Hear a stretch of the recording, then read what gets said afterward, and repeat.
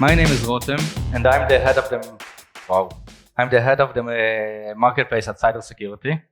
In my free time, I do bug bounty hunting. I hack into companies and get paid for it if they are willing to pay for different types of attacks.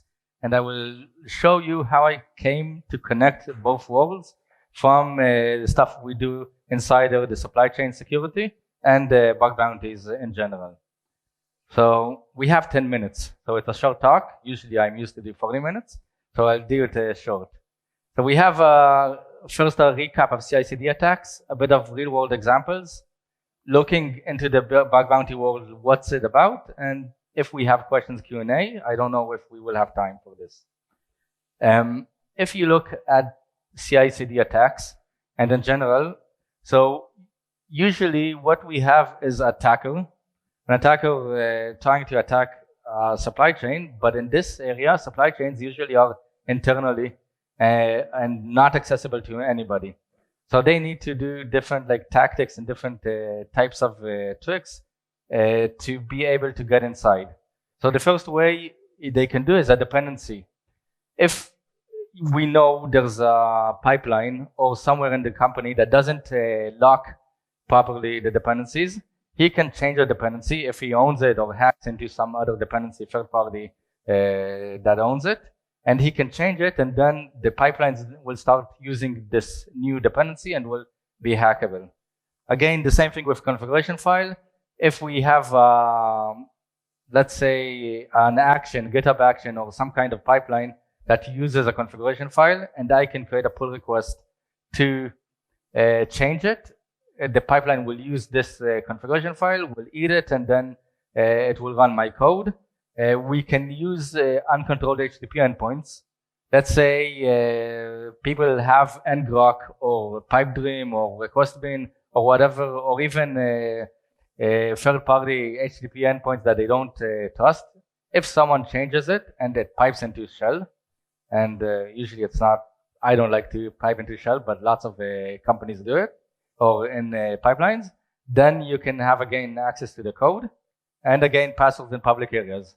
But the most important thing is after you have access over to all of these things, or you have access to the Jenkins server, for instance, if it's a Jenkins, and you have the crown jewel in Jenkins, and you can see it disappear from here and go directly to the attacker itself. And now the attacker has access to the secrets it needs. And this is a basic TLDR of 20 seconds about CI/CD. We have much, we can talk about it like for 5 days, 10 days, even 1 month if you want. A bit about real world examples about how this can happen. So let's say Yelp, for instance, had a package, they named their packages Yelp dash something, and they are using it internally. In their repositories, they're using Yelp this is a CJOM, and someone knew about it. Doesn't matter how. Maybe he had access to the source code. Maybe he saw logs.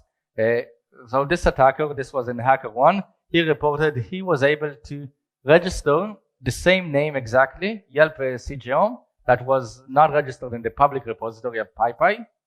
He was able to register it, and then whenever someone wanted to install Yelp CJOM, the package manager needed to decide which should I take, the version from the private repository or the version from the public one.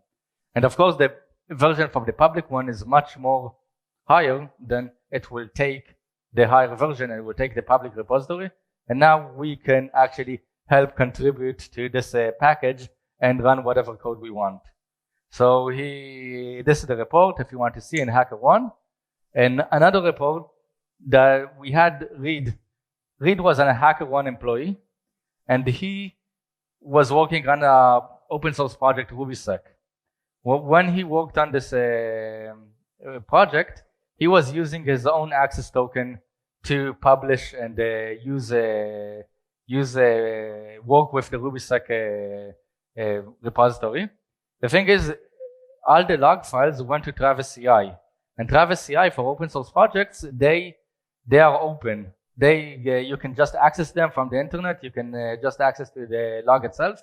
And someone found out the log, and he saw the password inside the log file. And he just used it and saw that he has access not only to reads data, but also to all HackerOne's public and private repos. So he can also do pull requests and change data, and he can have whatever access he wants to the code. So this is an example of attack that really can happen, and how we made it. But if you want to look at proof from the worldwide and from what happened in the world, we have CodeCov.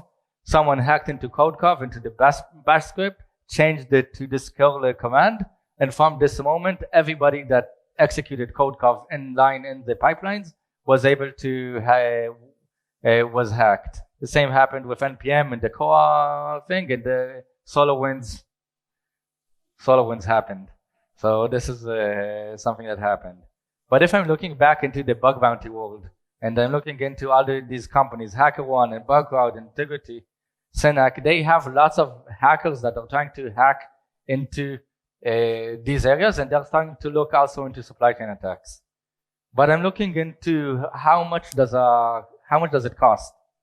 And if I'm looking at the critical versions and a critical vulnerability, today is $3,000. Actually, last week they created a new report that it's about $3,500 for critical, but this is median. This is in the middle.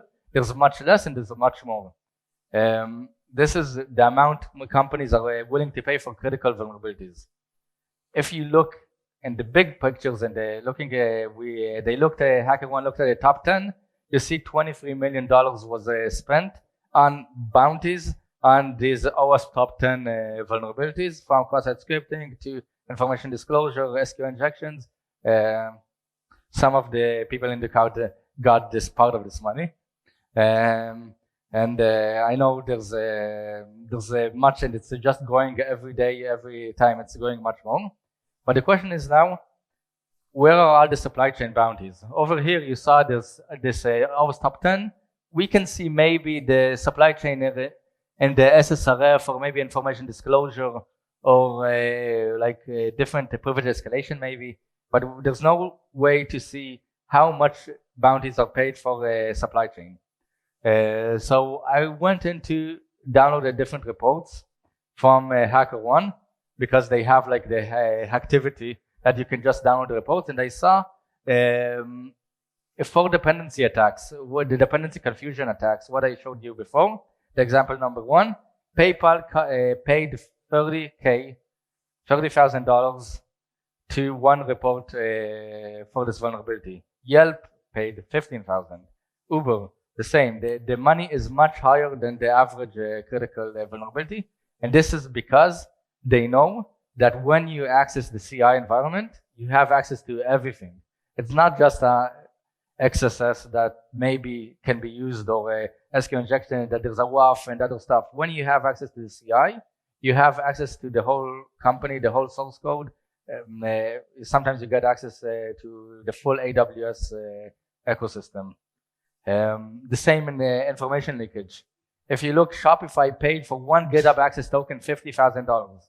So one person, he found a GitHub Access token somewhere in the logs and got $50,000 out of this. This is crazy.